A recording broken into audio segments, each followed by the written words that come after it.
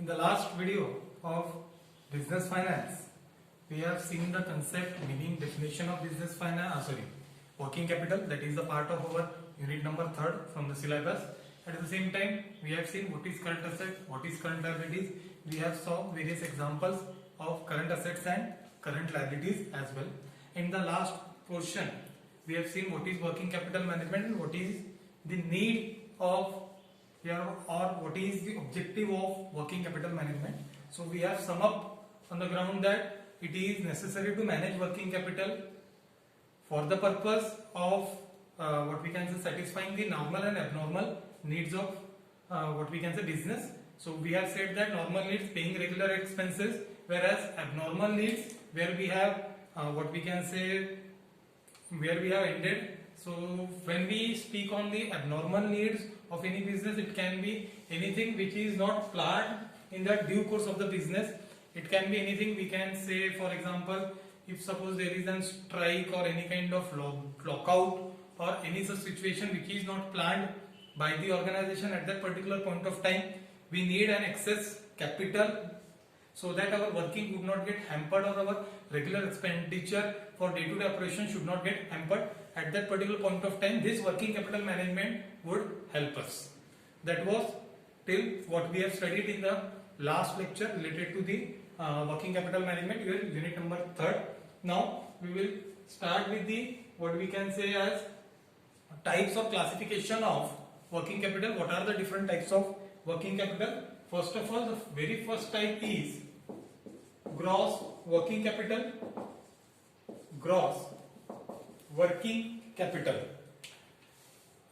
Usually in very simple and layman term, gross working capital refers to firm's investment in its current assets, or we can say that it is a quantitative concept of working capital in which the total of current asset is equals to working capital. It means that gross working capital is equals to total current assets of any kind of business. It is usually termed as a quantitative aspect of looking towards working capital. According to this concept, all the current assets of the business, whether they have either be financed from long-term sources, medium-term sources or short-term sources, forms the part of working capital. Hence, the sum of current assets is known as working capital. In the case of gross working capital seen, it helps financial manager to earn greater return on the investment, fixation of various area of responsibility plan and controlled fund as its disposal, and also financial manager can plan for sources of fund. It is a very simple concept. Whenever we would be asked what is gross working capital, we can say that it is a quantitative concept. It expresses the total of current assets which are being held by any form of the business is our gross working capital. Now we would move towards second concept. Second concept is net working capital. Net working capital.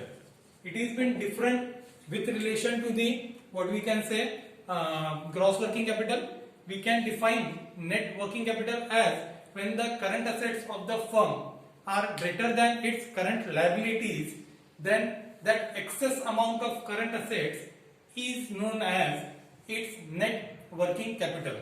It is nothing but positive difference between current assets and current liabilities.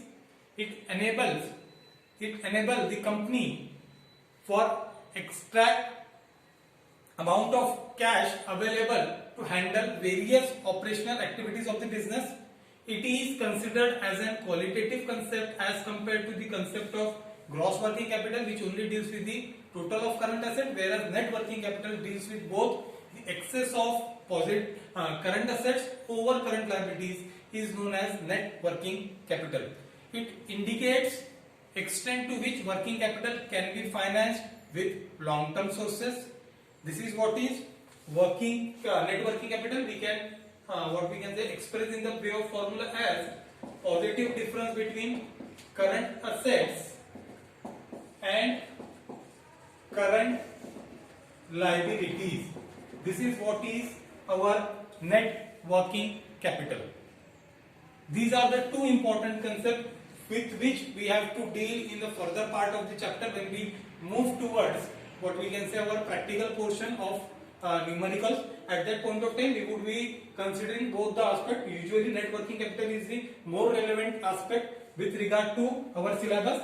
Theoretically we have to go through each and every type of working capital. Now on the third part we have deficit working capital.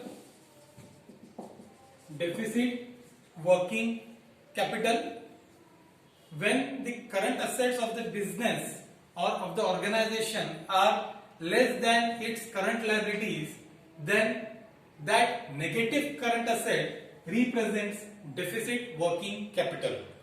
In this situation, firm suffers from financial crisis and there is loss of liquidity of the firm, which what we can say restrict them from making the prompt payment. Here we can say that our current assets in deficit working capital are less than that of our current liabilities. That is the third form of capital. Next is the fourth form, that is temporary working capital. Temporary working capital.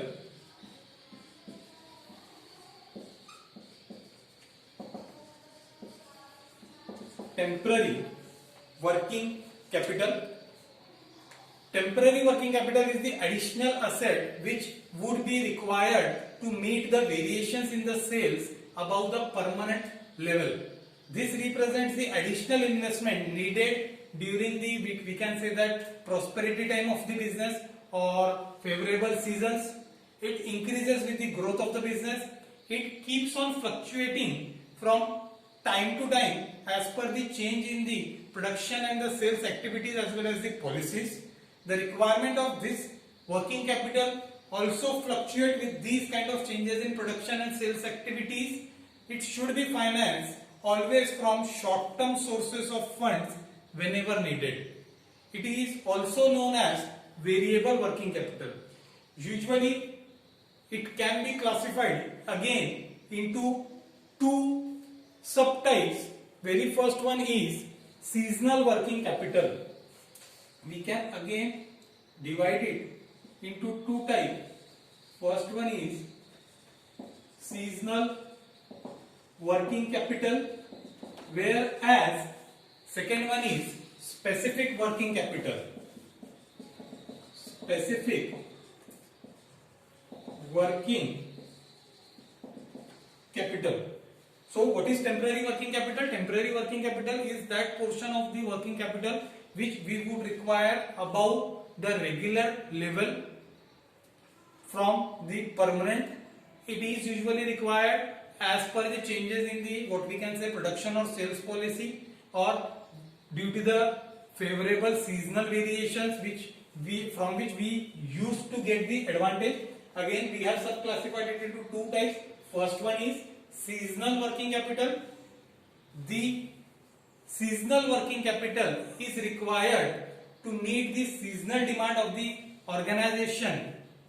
If the production policy favors the purchase of raw material during a particular season, for that purpose at that particular point of time we would be required with additional amount of funds. For example, we can take suppose that organizations which deals in the production of the tomato ketchup would require tomato as a raw material, and its price is quite variable all over the year. But particularly we can see that from the month of January to February there is quite low price of the tomatoes in the market. So it would be favorable for them to purchase a bulk amount of tomatoes which are their raw material in that particular season, so that they can avail the low cost of material and can manage to have a greater amount of profit. For that purpose they would raise seasonal working capital. Similarly, we can see that in the season of rain, usually the demand for raincoats and umbrellas go high, and for that purpose in the month of, we can say, March to June, the production facility of raincoats and umbrellas would require an additional amount of funds so that they could meet the seasonal demand of raincoats as well as umbrellas, and for that purpose they would try to raise seasonal working capital. That is what is the seasonal working capital. Now moving towards the specific working capital. Specific working capital is that part of working capital which is required to meet the unforeseen contingencies like slump, strike, flood, war, or etc. like these kind of things. And for these kind of situation, additional amount is required to be arranged to meet special demands, also like launching of extensive marketing campaign, purchase of goods or stock in the view of price increase in the future, and for this purpose we would require specific working capital which would be meeting our specific contingencies which are not seen by us. That is what is specific working capital. So for this purpose both these types are for the temporary working capital. Now moving towards the next type would be permanent working capital. Permanent working capital, also known as fixed working capital. As we have said that temporary working capital can also be called as variable working capital, permanent working capital can also be called as fixed working capital. It is also known as regular working capital. It is the amount of working capital that persists over the time regardless of the fluctuations in the sale or any kind of changes in the sale. We would require a fixed amount of working capital throughout the year. That would be our permanent working capital. It is the minimum amount that is permanently blocked in the business, and at any point of time it cannot be converted into cash in normal course of business. It is the total part of current. It is the part of total current asset which is not changed due to variation in sales. There is, for example, we can see that there is always a minimum amount of cash, inventories, account receivable, which would be always be standing in our what we can say books of account, and it is always for a running business to maintain this minimum level even if the sales is reduced or even if the sales is increased. As the business grows, the requirement of permanent working capital is also increased. The requirement of permanent working capital also increases as with the growth of the business we would require more current assets, and with this we would require more permanent working capital to finance these current assets. This portion of working capital is usually financed by using long-term source of finances, as it would be required permanently throughout the life of the business. We can take example that a minimum level of raw material, finished goods, works in progress would always be there in the business, and it cannot be what we can say reduced to minimum, and that is why we would need permanent working capital in that form. Now moving to the next type, that would be cash working capital. Cash working capital. This is the next type of working capital. This concept of working capital has assumed a great significance in the recent period, or we can say recent years. It is usually based on the operating cycle concept. Cash working capital is based on the information given in the profit and loss account. This is calculated from the information which is obtained from or information contained in P&L account.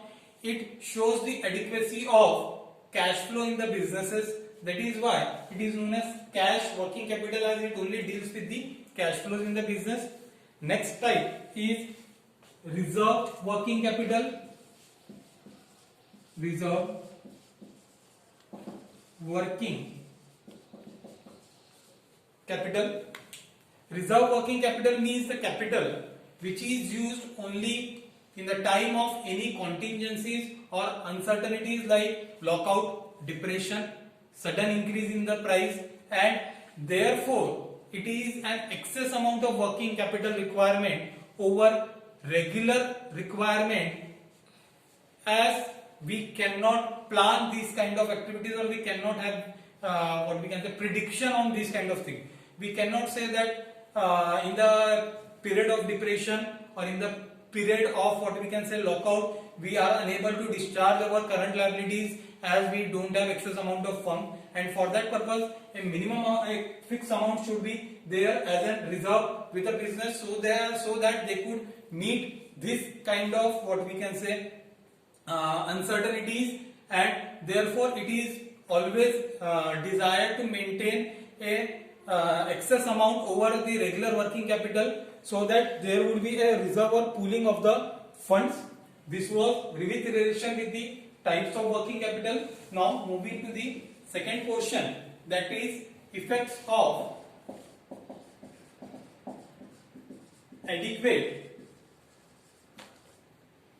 working capital in the business. What would be effect of having a proper working capital in the business of अगर हमने अच्छी तरीके से working capital बराबर level पे maintain रखी तो उसके हमको क्या इफेक्ट मिल सकते हैं, वेदर इट इज पॉजिटिव और negative. So first thing what we would get is the prompt payment to the suppliers, and automatically this would attract certain kind of discount. Suppose that we are having an adequate amount of working capital and we are discharging payment to our creditors at time, or we are making the payment to them in the cash, definitely it would help us to get the discount. It can be cash discount on the prompt payment, and it would definitely help us to have a strong goodwill with regard to the payment of our creditors. It would help us to procure the material more easily in the market, and at the lowest rate if the what we can say our supplier is allowing us certain amount of discount on it, it would be definitely beneficial to maintain an adequate amount of working capital. Secondly, whenever we are going to do the business, it is for the purpose of giving the return to our stakeholders, that is our shareholders, and usually dividend is the form of the what we can say payment, or dividend is the form of the sharing of the what we can say profit with the shareholders, and for that purpose we would need an additional amount of firm so that we can distribute it to the shareholders. Usually whatever the sale is made, the amount is deposited in our bank account, and the same amount is always used for the purpose of making the payment. Hence there is no separation of cost price and profit. And for that purpose, it is the profit, the portion of the fund that is known as profit is always used in the business as a part of working capital. And we all know that dividend is distributed from the profit, and for that purpose, when we are going to declare the dividend and we are going to pay it, we would require a huge sum of money. Suppose that a company has declared a ₹2 dividend on each share, and company has 2 crore shares outstanding in the market. It means that company has to pay near about 4 crores of rupees. It means that it would require an fund position of 4 crore only for the purpose of the payment of dividend, and this is to be made from the pocket of the company, which is the profit which they have already utilized by covering it in the part of working capital. Hence adequate dividend distribution can be done if there is an adequate amount of working capital which allows us to distribute dividend from it without impacting our regular operation funds. That is the second effect. Third, automatically when we are making the prompt payment to our suppliers, as well as we are properly giving returns to our shareholders, it would enhance our goodwill, and it would help us to procure material or to have a proper return on our goodwill, or to procure material in the market very easily. It enhances our goodwill, it builds the brand image of the enterprise, which is quite which is quite necessary for any business. Fourth point is easy loans from financial institution as well as banks. Usually bank gives loan or distributes loan to those organizations or companies which have a strong financial records, they have very good balance sheet, and who are running their operational activities very properly with adequate amount of working capital, we can definitely enjoy the part that we can easily avail the loan from the banks, as bank would see that we are always making prompt payment to our creditors or to our what we can say to our stakeholders, so it would help us to procure loan easily. Then increase in efficiency, definitely when we have ample amount of funds as in working capital which are required for the purpose of the payment of our liabilities and which are used properly in day-to-day operational management, at that point of time we can see that our employees get motivated and it helps us to increase the efficiency as they are getting their payment on regular basis, as customers are getting their products on timely basis, as the production activities are not halted or hampered. That helps us in increasing the efficiency of the organization, and lastly increasing the productivity of fixed asset. Usually without fixed asset no business can perform its activities, and in here also where various fixed assets are used, for example land, building, furniture, fixture, machinery, all these kind of fixed assets are used for the purpose of the production. With adequate amount of working capital we can utilize these assets properly, as we can see that if we don't have raw material, what is the use of your labor, your employees, your machinery, or whatever the structure is required for the purpose of the production.